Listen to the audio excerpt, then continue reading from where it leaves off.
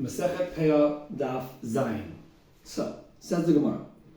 Amar Rab Ocha b'shem Rab Abba bar Kahane. Ktiv, it says in Mishlei, Orach Chaim pen tifales na'u maglotea lo teda. So, what does this verse mean? Because there apparently is something that we're not going to know. What are we not going to know? So, there says the Gemara. Tiltel HaKadosh Baruch Hu matan tzchoron shel oisei mitzvos. God did not reveal to us the reward that we receive for the mitzvahs.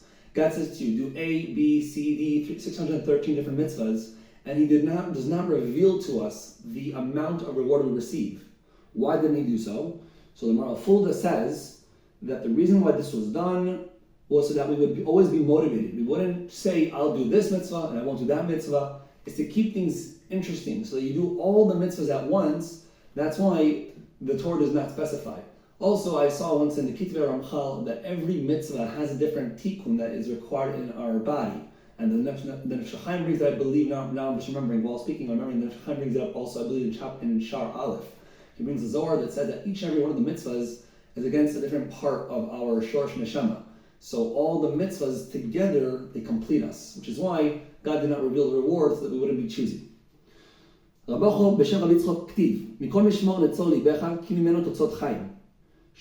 do we learn from this verse? Everything that says in the Torah you should follow just without thinking twice.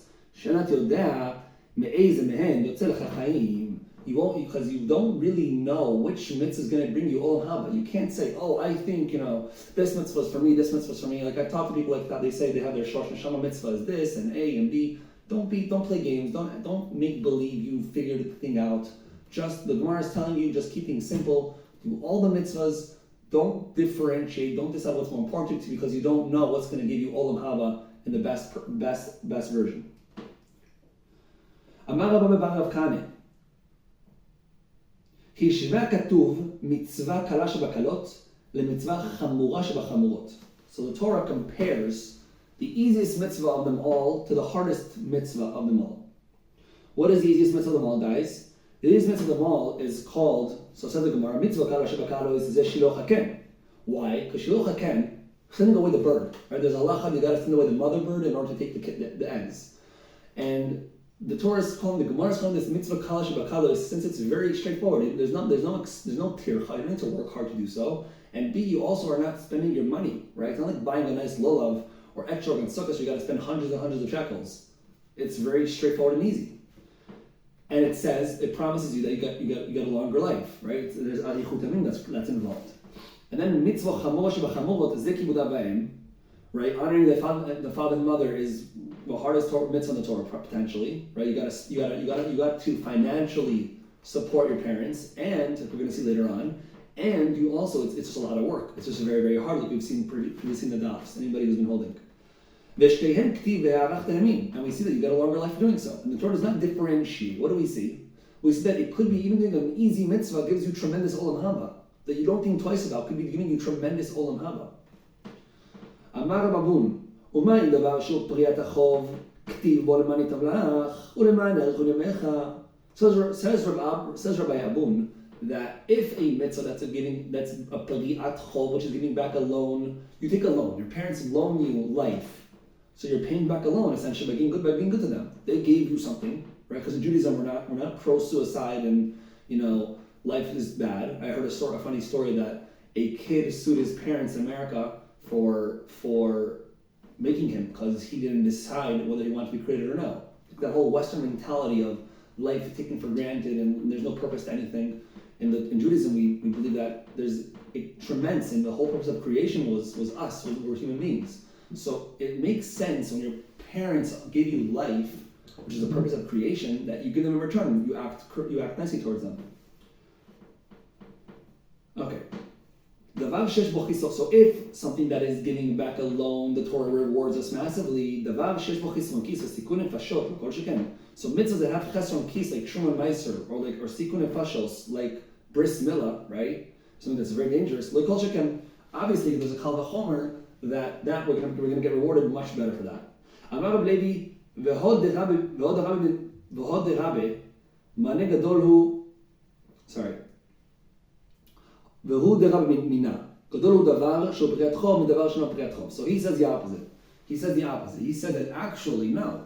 Giving something that you have as a loan, it makes sense that you'll have a greater reward for it. It's Rab Mina. It's greater. Why is it greater? Because you're doing a favor both for God and for your parents. So of course you're going to get tremendous reward. But something that does not have anything outside of godliness in it, there's no human aspect to it, like Truma and Meiser, they didn't do for you anything that you have to give them back in return, right? It's nothing humane about it. It's not a human interaction, it's a godly interaction, right?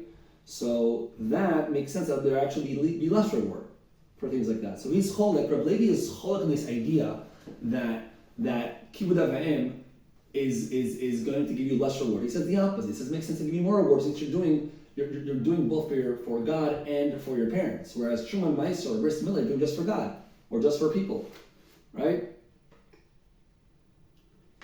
Okay. Tony Rabbi Shimon ben Yochai says the Rashbi, famous Rashbi. Keshem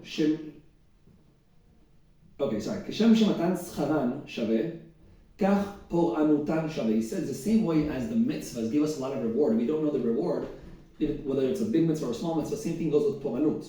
With the bad things, we do not know the amount of punishment we're going to get for a small avera versus a big avera. Don't think dafka if I murder then I'm going to get punished severely. Even if you do a small avera, you can get punished severely. Matam, what's the source in the verse? Ayin tilag le'av v'tavuz lekat. So now the Gemara is going to explain what this verse exactly means. Im ayin shehiliga al kibud avayim. If a person disrespects his parents, ubizat al lotika chayim al abanim, and somebody disrespects shiloh haken, yikrua orvei nachal. What does it mean yikrua orvei nachal? Yavo orev shehu achzari v'yikraena ve'al yihan mimena. Then how do you say in orev is a crow, I believe a crow, will come and pluck out your eyeball. Why? And sorry, I didn't finish. Pluck out your eyeball and it won't have any joy doing so. It'll be achzari, it'll be brutal. What does that mean? There's punishments, right? What does it mean? Or a nesher will come who is a rachman, who's a nice person, who's a nice animal, it's a nice creature. Nice versus evil. The verses in Tehillim that show how the eagle acts with its kids versus how the crow acts with its kids. But either way, we basically saying that the eagle will come as a rachaman and also pluck out your eye. Now, what is this punishment? Why for one punishment does it say that a crow, which is an achzadi, an evil animal, pluck out my eye, and a nesha, which is an eagle, which is a nice animal, pluck out my eye? What is nice animal versus evil animal? They're both causing me the same amount of pain. So the Gra explains that when you have somebody does kibud avayim, so when somebody lacks kibud avayim, their motive is to hurt. They're being achzari. So the midah keneged midah is that you have a bad animal, a bad bird come to you and pluck out your eyeball. And why is it bad? It doesn't even have any joy doing so. It's just doing so out of achzariyut. But when somebody misses out on shiloh haken, so it's coming from a rachmanut source, and they have mercy. Oh no, I don't want to hurt the mommy's feeling. Even though God says to do so, I don't want to do it because I don't want to hurt the feelings of the mom. So that's why you get punished with a nesher, which is a nice animal as well. Smida keneged midah. Bottom line is, guys, that we see the Torah compares and says that you're going to have the same amount of punishment for doing a small avera versus a big avera. Small avera is not doing shiloh haken, and big avera is not doing kibud avayim. That's what the Rashbi's big chiddush was. Amar li Rabbi Yene. Sorry, I skipped a line. Okay. Rabbi Yonasan and Rabbi Yanai have yatima. Rabbi Yonasan and Rabbi Yanai were sitting down chilling, sitting down together. Also Chad Barnash v'noshak rigloi de Rabbi Yonasan. Some guy came over and he kissed the feet of Rabbi Yonasan. Imagine you're sitting down and some guy comes and kisses your feet. Amar li Rabbi Yanai, mativu. What is this guy, random guy from the street comes up to you and kisses your feet? Why are my feet getting kissed? I'm joking, that's my addition. But Tachlis, like, what is this that Rav Yanai's feet were being kissed? Rav Yonasan's feet were being kissed. Amar Rav Yonasan answered to Rabbi Yanai,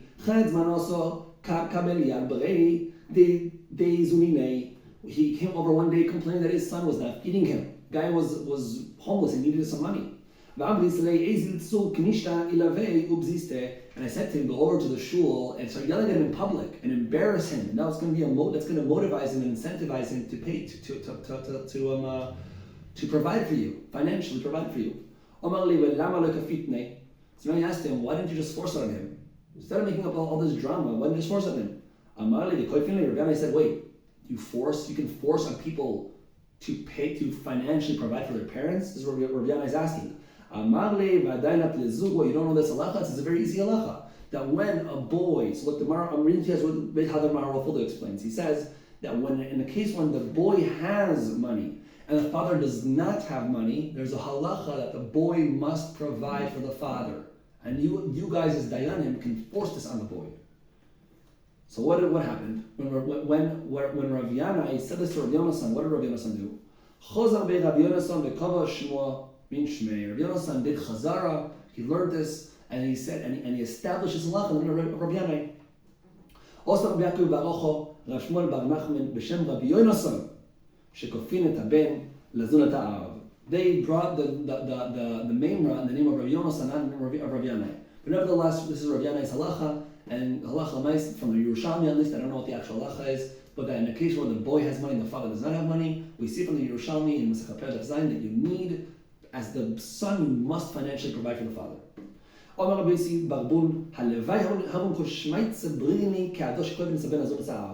That I hope I have all my halachas as clear as this one. Like this is a clear-cut halacha. This is a must.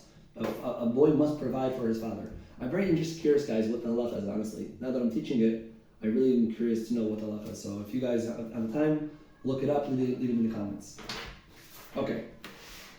It says in the Mishnah that there are mitzvahs that we will receive the reward in this world and the next world. How do we know that for Gemilos Chasadim, for doing chesed, we receive the reward both in this world and the next world? Dichtiv, rodef tzedakah v'chesed, yimtzah chaim, tzedakah v'chavod. If somebody does chesed, they're going to get this chaim and kavod. What does this mean? It says the Gemara, kavod b'olam hazeh, v'chaim le'olam haba. So we see there's also in this world and also in the next world reward. Rav Shimon bar Rav Yitzchak have nasiv shibashtei, v'ave miklas kumikadia. So this is, guys, this is a very cool story. Listen in. Rav Shmuel bar Rav Yitzchak would take a myrtle branch, and he would dance with it in front of a kala on their wedding day. V'havi Rav Ze'irich chamilei u'mitmar min kumoi. He would hide, or Zeira would walk, when they walk with Shmuel bar Rav Yitzchak, he would hide from him because he'd be embarrassed. He says, you're doing kalos rosh in front of as a Talmid Chacham. It's embarrassing. Imagine you guys walk outside and you see some crazy Amora doing a dance in the street. It's not respectful, right? When we imagine Amoras, we imagine these guys with long beards learning Torah day and night. We don't imagine some dancer, right? Omar, Chamila din Saba, Echu Marislon. So basically he was saying, he's just embarrassing us. Vekeva, the Damach, once Rav Shmuel bar Rav Yitzchak passed away, Damach means passed away, Have Tlas Shoyin, Kali Nubrakin Be'alma. So basically there were 3 hours of a major storm going on after he died. Nafkes Brat Kala, Nabatko came out, Ve'amra Damach, Rav Shmuel bar Rav Yitzchak, Gmil Chazdaya. The Mach Rav Shmuel bar Rav Yitzchak, Gmil Chazdaya. So basically the Baskel came out and said that Rav Shmuel bar Rav Yitzchak did a lot of chesed. Nafkun le'migma le'chesed. So the people went out to do chesed for Rav Shmuel bar Rav Yitzchak and do halavayat hamet and carry him to his cemetery. Nachta ishta min shmaya, a pillar of fire fell down from the sky during the ceremony of burying him. Vis avidasat kemin shab shadenulu ben alsa letzibura. There was a myrtle. The fire came down in a way of a myrtle. It looked like a myrtle, yeah, and it separated between the tzibur and the dead person, which was Rav Shmuel bar Rav Yitzchak.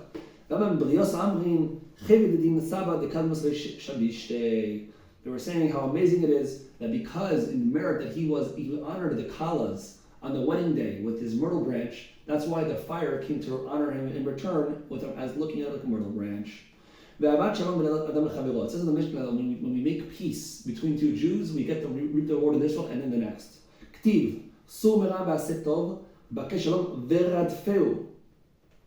Okay, guys, so what does this mean? But in your town, you should always try to make peace between Jews. What does the redifa mean? Right? To go to other cities and make peace even there, not just in your city. We have a Gzera Shaba Redifa.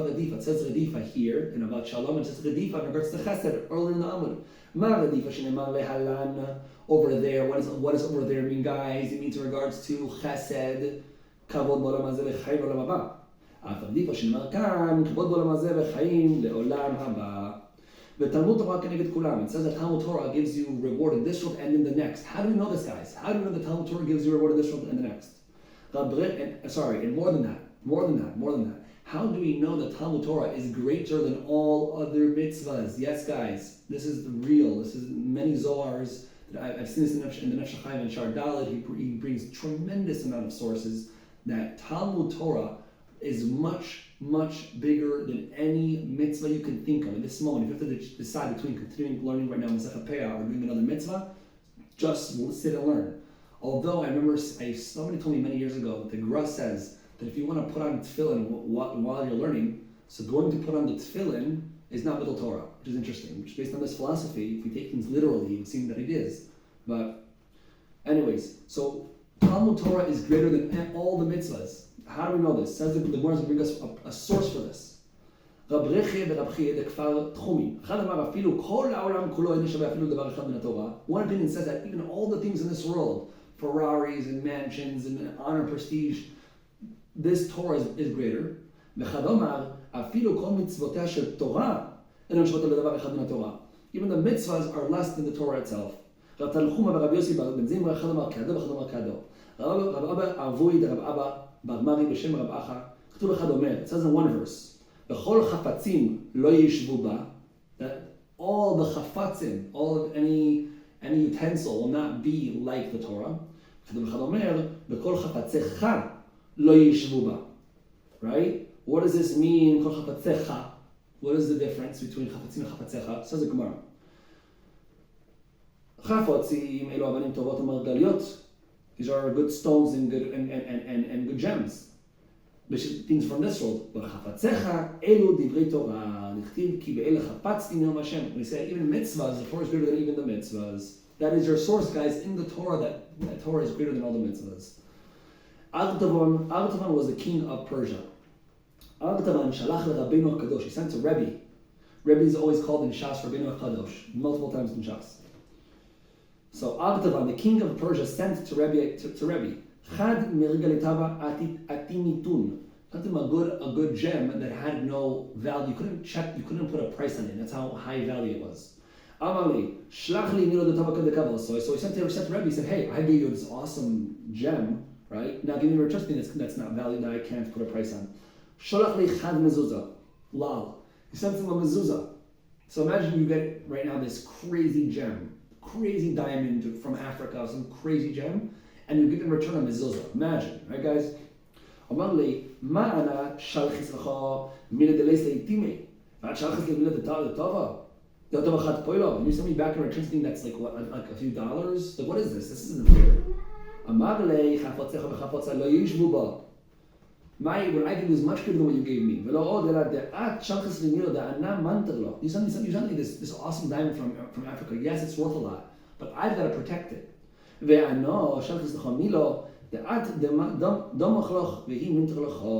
you something that you're going to fall, that you get protected from it. It protects you. You can fall asleep, right? The machlach means you can fall asleep and it will protect you. Dichtiv, it says in the verse, it will protect you in your journeys and it will protect you. This is the end of the Masechet Peah, Daf Zayin.